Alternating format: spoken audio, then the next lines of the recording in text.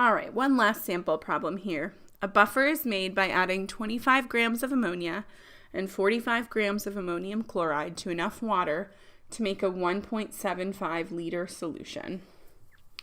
We're given the Kb for NH3 and asked to find the pH of the buffer, the pH after the addition of a strong base, and in part C, the pH after the addition of a strong acid.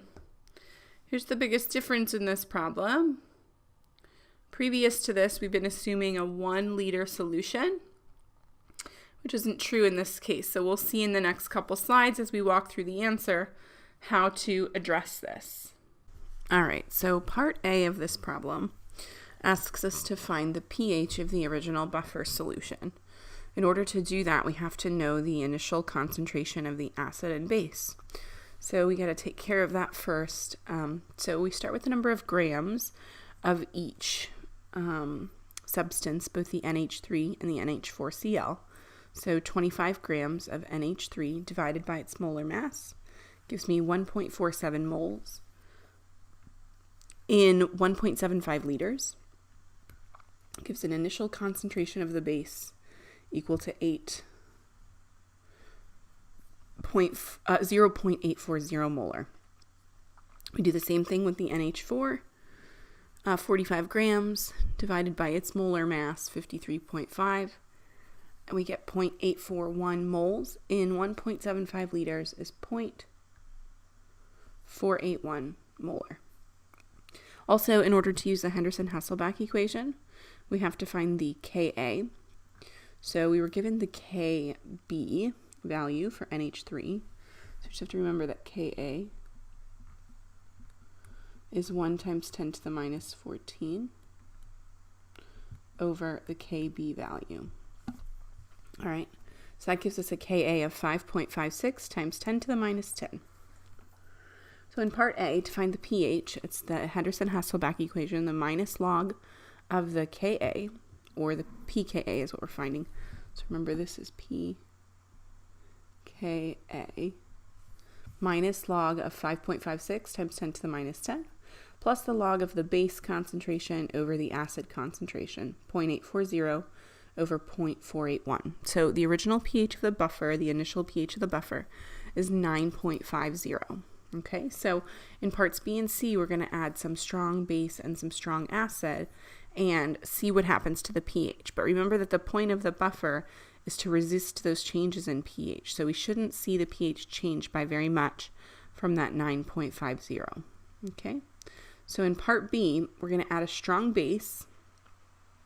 Just go back and remind us of the amount, 0.011 moles of NaOH. And that strong base is going to be neutralized by the acidic part of the buffer, the ammonium, from the ammonium chloride. Okay. So let's take care of the neutralization of the base first in order to recalculate our new concentrations. Okay, so I pointed out that this was a little different because it was no longer in 1 liter. So keep in mind that for the neutralization, your amounts are in moles, because this is a stoichiometry problem, okay, not a concentration problem. And so I need to start out with my initial amounts of moles of both NH3, 1.47, and NH4 plus, 0.841. And then in part B, we're told that there's 0.011 moles of NaOH added. So that's before the neutralization. During the neutralization, remember that all of the strong base is neutralized. So we use up all of the NaOH so that there's none left after the neutralization. What is it neutralized by? It's neutralized by the acid, the NH4 plus. So it is also being used up as it's neutralizing. So we also use up our NH4 plus. And in doing so, we generate more of this conjugate base, NH3. Okay, so we just do a little subtraction here. We get 0.830 moles of NH4 plus. A little addition here, we get 1.481 moles of NH3. Now, we're told that the volume doesn't change, or that the volume change is negligible. So we can assume a volume still of 1.75 liters in order to calculate a new concentration of the acid, 0.474 molar, and the base, 0.846 molar, so that we can use the Henderson-Hasselbalch equation to say that the pH is again the pKa, or the minus log of the Ka, plus the log of, and here you'll see these are the new concentrations of the base over the acid. We get a pH that is 9.51. Okay, so almost exactly the same as the original pH as expected. All right, and finally in part C, we're asked what happens when we add a strong acid to the buffer solution. So here we add 0.016 moles of nitric acid, HNO3, and we want to know what's the effect on the pH. So that strong acid will be neutralized by the base component of the buffer, the NH3. So let's start with the neutralization. Again, keeping in mind that this is a stoichiometric calculation, so these are moles. Okay? So we start with our same initial number of moles as we did before, 1.47 moles of NH3 and 0.841 moles of NH4. We calculated that back in part A. And then we added this 0.016 moles of H plus in the form of nitric acid.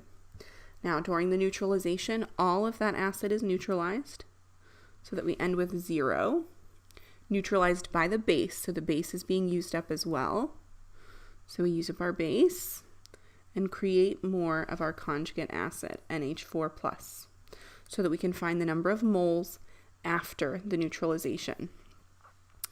The number of moles can be used to find the new concentration in 1.75 liters. So we have 0.831 molar NH3 and 0.490 molar NH4 plus. And then finally the Henderson-Hasselbalch equation, minus log of the Ka, 5.56 times 10 to the minus 10, plus the log of, and again here just pointing out, these concentrations are the new concentrations after the addition of the strong acid. 0.831 is the base concentration over 0.490 is the acid concentration, and we get a pH of 9.48. And the initial pH of the buffer solution was 9.50. So again, a very small change in pH as expected when the strong acid is added to the solution.